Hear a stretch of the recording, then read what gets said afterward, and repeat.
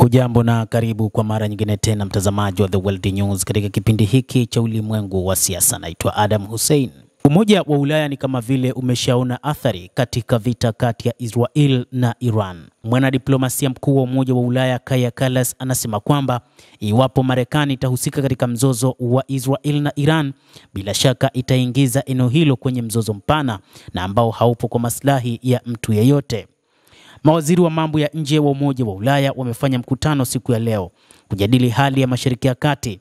Kallas alisema kuwa nchi yoyote wanachama wa EU zinakubali kwamba Iran haiwezi kuwa na bomu la nyuklia na hilo ndilo lengo la mwisho. Hata hivyo, kuna maoni tofauti juu ya mpango wa nyuklia wa Iran. Miongoni mwa nchi wanachama wanasema, tunaweza kufanya nini ili kukomesha hali inayoendelea kwa sasa? EU ina jukumu la kutekeleza. Nilizungumza na waziri wa mambo ya nje wa Iran jana na tunakubali kuwa suluhisho la mzozo huo ni diplomasia. Utulivu wa kanda ndio kipaumbele kwa kila kitu, alisema Kaja Kallas.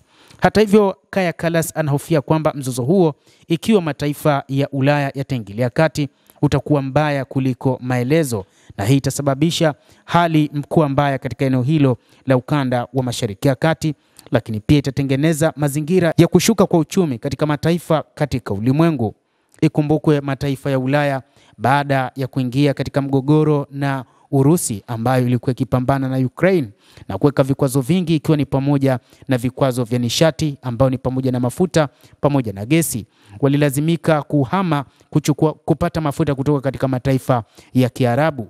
Lakini sasa hali imekuwa tofauti, hivyo wanaomba mzozo huo uishi mapema ili tu hali ya uchumi isije kayumba kama ambavyo wachumi wanaona. Katika siku za hivi karibuni, Kaja Kallas alitangaza kwamba wataweka vikwazo vipya dhidi ya Urusi, lakini hasa katika mafuta pamoja na gesi.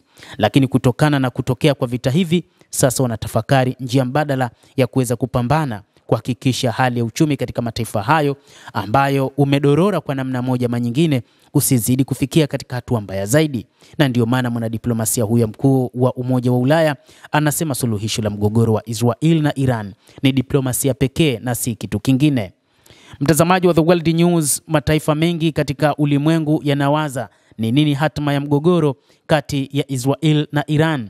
Ni nini ambacho kinaweza kutokea katika kipindi hiki ikiwa mzozo huo utakuwa ni waendelevu, licha ya baadhi ya wachambuzi wa mambo hasa wa kijeshi wakisema kwamba vita hivyo haviwezi vikadumu ndani ya wiki mbili.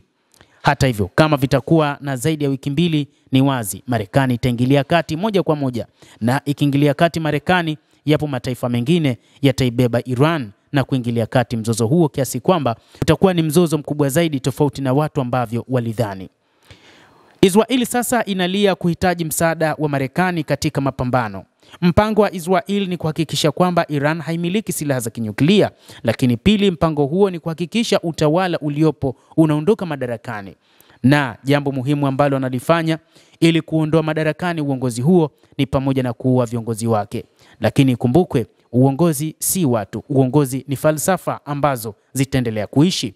Je, wataweza kuondoa falsafa hizo katika vichwa vya watu wa Iran kutokana na maendeleo waliofikia kupitia mfumo wa utawala uliopo sasa hivi wa Jamhuri hiyo ya Kiislamu ya Iran? Endelea kutufuatilia mtazamaji, na usisahau kulike, usisahau kucomment, kadhalika na kusubscribe channel yetu hii.